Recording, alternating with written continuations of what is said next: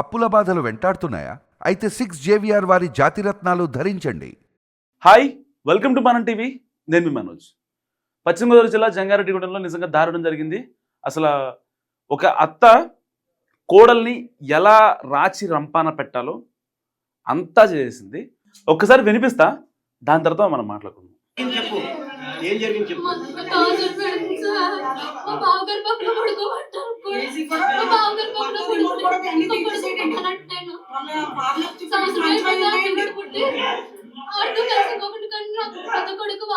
ఎన్ని రోజులైందమ్మా మీ గదిలో పెట్టి నిన్ను?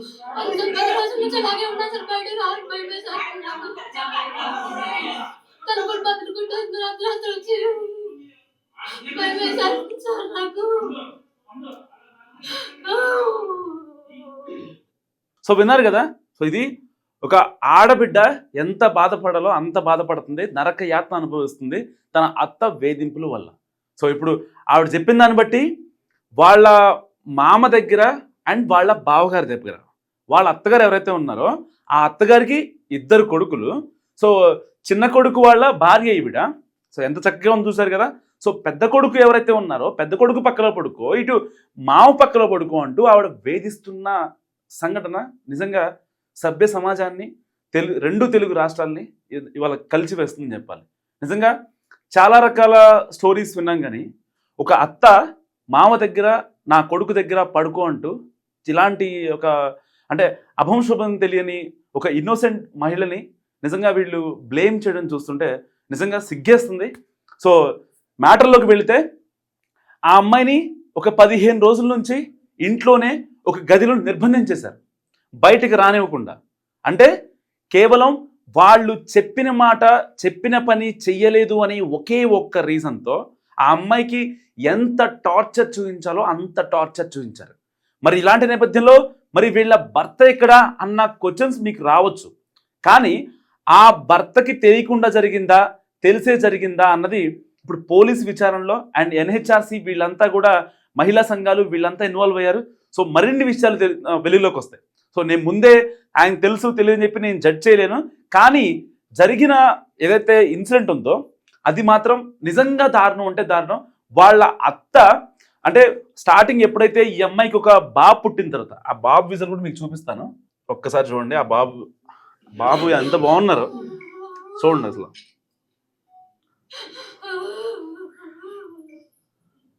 అమ్మాయి ఏడుస్తుంది. ఎంత అంటే 15 రోజుల నుంచి అమ్మాయిని ఒక ఇంట్లో పెట్టేసి, ఒక చిన్న గదిలో పెట్టేసి, చిన్న గదిలో ఆ బాబుని ఇంకా ఆవిడని దాంట్లో పడేసి ఎన్ని ఇబ్బందులు పెట్టాలో అన్ని ఇబ్బందులు పెట్టారు. టైంకి సరిగా ఫుడ్ ఉండదు, నిద్ర ఉండదు. ఆ అమ్మాయి ఆ బాబుకి ఇంకా పాలు మరవని పసిపిల్లాడు వాడికి పాలు ఇవ్వాలి అంటే ఆ అమ్మాయి ఎంత యాక్టివ్గా ఉండాలి, ఎంత హెల్దీగా ఉండాలి. మరి ఫీడింగ్ ఇవ్వగలదా? హెల్దీగా లేకుండా, ఫుడ్ లేకుండా, అమ్మాయి ఒక మంచి ఎన్విరాన్మెంట్లో అటు ఇటు వాకింగ్ చేయకుండా, బయట తిరగకుండా, ఒక మంచి హెల్దీ మైండ్తో లేకుండా ఎలా అసలు ఆ పిల్లకి ఆ బాబుకి ఫీడింగ్ ఇవ్వగలదు? ఆ అమ్మాయి పరిస్థితి ఏంటి? ఒకవేళ హ్యాంగ్ చేసుకోవడమో లేకపోతే సూసైడ్గా ప్రయత్నిస్తే రేపొద్దున వాళ్ళ పరిస్థితి ఏంటి? అసలు ఈ అమ్మాయి ఇంట్లో పెట్టిన తర్వాత ఆ అమ్మాయి ఇంటి ఎవరైతే పుట్టింటోళ్ళు ఉన్నారో వాళ్ళు మాట్లాడిన తర్వాత ఫోన్ చేస్తే రెస్పాండ్ అవ్వలేదని చెప్పి వాళ్ళ అన్నయ్య ఏం జరిగిందా ఏంటా అని చెప్పి గోడ దూకి లోపలికి వచ్చి చూస్తే కనపడింది ఈ దారుణం. అప్పటిదాకా వాళ్ళు కన్వే చేసే ప్రయత్నం కావచ్చు, లేకపోతే ఏంటి అసలు ఏం జరగల అంటే ఆ అమ్మాయిని ఎంతలాగా టార్చర్ చేశారంటే, ఒకవేళ ఆ అమ్మాయి చనిపోయినా పర్వాలేదు అన్నంతగా టార్చర్ చేస్తేనే ఇంత ఎక్స్ట్రీమ్ లిమిట్ పొజిషన్కి వెళ్తుంది. అదర్వైజ్ ఒకవేళ అదనపు కట్నం కోసం వేధింపులు చూసాం, లేదంటే వేరెవరితో ఇల్లీగల్ అఫైర్ వేధింపులు చూసాం. సో ఇలాంటి కేసులు బయటపడుతున్న తరుణంలో ఒక అత్త ఎట్టి పరిస్థితిలో నువ్వు మా పెద్ద కొడుకు దగ్గర నువ్వు పడుకోవాలి అని అందంటే ఆ అత్త ఎంతకు బరి తెగించిందో ఒక్కసారి అర్థం చేసుకోండి. సో ఆవిడ్ని అంటే ఆవిడ అలా మాట్లాడింది అని చెప్పి ఈ అమ్మాయి బయటకు వచ్చి చెప్తే ఈ అమ్మాయి ఎంత బాధపడిందో ఒకసారి అర్థం చేసుకోండి. ఒక ఆడపిల్ల బయటకు వచ్చి చెప్పలేని కొన్ని ఉంటాయి. అంటే మా భర్త పరువు పొద్దను, మా పుట్టింటి వాళ్ళ పరువు పొద్దను, లేకపోతే అత్తారింటి వాళ్ళ పరువు పొద్దను, కొన్ని విషయాల లేడీస్ చెప్పడానికి భయపడతారు. ఎందుకంటే అంటే అవి ఏదైనా సరే మనలోనే ఉంచుకోవాలి. ఆడపిల్ల ఇంటికి భారం కాకూడదు. అంటే లైక్ ఆడపిల్ల మీన్స్ కోడలు అత్తింటి వారి యొక్క గౌరవాన్ని పెంచాలి తప్ప తగ్గించకూడదని చెప్పి కొన్ని మన ఇంట్లో వాళ్ళు ఎవరైతే పుట్టింటి పంపించే ఆడపిల్లలకి ఇంట్లో అమ్మ నాన్న కావచ్చు, లేకపోతే అమ్మమ్మ తాతయ్య వీళ్ళు పెద్దవాళ్ళు వాళ్ళకి చెప్తా ఉంటారు, ప్రతి ఒక్కటి పోసుకొచ్చినట్టు చెప్తూ ఉంటారు. సో ఇన్ని చూసిన తర్వాత, ఇన్ని జరిగిన తర్వాత కేవలం అత్త మాటే వినాలి అనే వాళ్ళు ఎవరైతే ఉంటారో వాళ్ళు నాకు మస్ట్గా కామెంట్ చేయండి. అండ్ ఇంకొక మీకు విజువల్ చూపించే ప్రయత్నం చేస్తా. ఇది వాళ్ళ రూమ్. యాక్చువల్గా వాళ్ళ రూమ్ ఇది. ఈ అమ్మాయిని ఇక్కడే ఒక 15 రోజులు చిత్రహింసలు పెట్టిన రూమ్ ఇది. అసలు అర్థం చేసుకోండి, 15 రోజులు చిత్రహింసలు పెట్టారంటే వాళ్ళు ఎంత కసితో రగిలిపోతున్నారు. వీళ్ళ గురించి ఎవరైతే NHRC వాళ్ళు వీళ్ళు ఉన్నారో, హ్యూమన్ రైట్స్ వాళ్ళు మాట్లాడింది చూపిస్తాను మీకు. నా పేరు Mandam Lakshmi, international human rights chairperson, corporate sector. And ఇప్పుడు మీరు చూస్తున్నటువంటి బిల్డింగ్లో బాధితురాలు అమృతవల్లి అని చెప్పేసి అమ్మాయి ఉంది. ఆ అమ్మాయికి ఇది 3rd ఇయర్ మ్యారేజ్ అయ్యి, వాళ్ళు అత్తగారికి 2 మగపిల్లలు. పెద్ద తనకి పెళ్ళి ఎన్ని సంవత్సరాలైనా పిల్లలు పుట్టలేదు. ఈ అబ్బాయి పుట్టిన తర్వాత సంవత్సరం తర్వాత కన్సీవ్ అయ్యింది అమ్మాయి.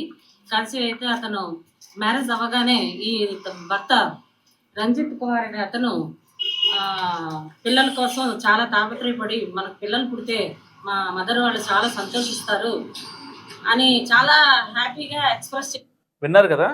పెద్ద కొడుక్కి పిల్లలు పుట్టట్లేదని ఒకే ఒక్క రీజన్తో ఈ చిన్న కోడల్ని ఎంత దారుణంగా హింసించారో ఆవిడ మాటలోనే విన్నాం మనం. చేసినటువంటి పరిస్థితి. అయితే పిల్లడు పుట్టిన తర్వాత మరి ఏం జరిగిందో తెలీదు. ఆపరేషన్ చేయించుకొని రమ్మని, పిల్లలు లేకుండా అప్పుడే మేము రాణిస్తామని ఒక రకంగా, తర్వాత పెద్దతతో కూడా పిల్లల కంటే మాకు ఫుల్ఫిల్ అయిపోద్ది, 2 పిల్లలతో 2 పిల్లల్ని కన్నట్టు. ఓకే, ఇంకా మనకు అర్థమైపోయింది. ఇంకా ఏ బయట వినాల్సిన అవసరం లేదు. కేవలం వాళ్ళ అత్త వాళ్ళ మామ ప్లాన్ చేసింది ఒక్కటే, ఏదైతే పెద్ద కొడుక్కి పెద్ద కోడలికి పిల్లలు పుట్టట్లేదు, ఇది క్లియర్. సో చిన్న కొడుకు చిన్న కోడలు హ్యాపీగా ఉన్నారు, ఇబ్బంది ఏం లేదు. సో పిల్లలుగా అంటున్నారు. వీళ్ళు హాస్పిటల్కి ఎవరైతే పెద్దోళ్ళు ఉన్నారో వాళ్ళు హాస్పిటల్కి వెళ్ళి చెక్ చేయించుకున్నారా, లేకపోతే ఇంకేదన్నా చేస్తున్నారా, ఇది ఎవరికి తెలియదు. కానీ వాళ్ళకి హెల్దీగా పిల్లలు పుట్టలేదు, వీళ్ళకి హెల్దీగా పిల్లలు పుట్టారు. కాబట్టి వీళ్ళతో ఒక పిల్లాడిని ఆల్రెడీ కన్నారు కాబట్టి 3 ఏళ్ళు అయింది. దాని ఫలితంగా సంవత్సరంన్నర బాబు ఉన్నాడు. కాబట్టి ఈ అమ్మాయిని కనుక ఇక్కడ పెద్ద ఆయనతో పెడితే ఒక బాబునో పాపనో కంటే, సో ఇద్దరికి చెరకు ఒక పిల్లోళ్ళు ఉంటారు. దాన్ని బట్టి ఆస్తులు కావచ్చు, లేకపోతే ఏదైనా సరే సరి సమానంగా పంచవచ్చు. వీళ్ళు ఎందుకు తీసుకోవాలి అనే ఒక ఇత్తో. ఎందుకంటే రేపొద్దున పెద్దవాళ్ళకి పిల్లలు పుట్టలేదంటే చిన్నవాళ్ళు పిల్లలు పెరుగుతూ ఉంటారు. సో వాళ్ళకి పిల్లలు పుట్టలేదా, లేకపోతే ఏదో ఒక కాన్సిక్వెన్స్ మనకి ఊళ్ళో ఎదురవుతూ ఉంటాయి. సో అలాంటి కాన్సిక్వెన్స్ అన్నిటికీ ఫుల్ స్టాప్ పెట్టడం కోసం ఇక్కడ అత్త చెలరైపోయింది. నిజంగా ఒక రకంగా చెప్పాలంటే, తెలుగు చెప్పాలంటే బరి తెగించిపోయింది. సారీ, నేను ఒక ఎక్స్ట్రీమ్గా మాట్లాడి ఉంటే.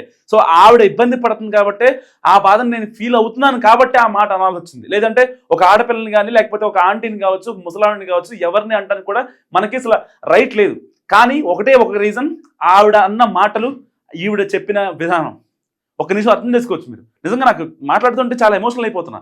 అంటే ఒక ఆడది అంత బరి తెగించి మామ దగ్గర పడుకో, నా పెద్ద కొడుకు దగ్గర పడుకో, నాకు పిల్లల్ని కనివ్వని చెప్పి ఎట్లా మాట్లాడుతుంది అసలు నాకు అర్థం కాదు.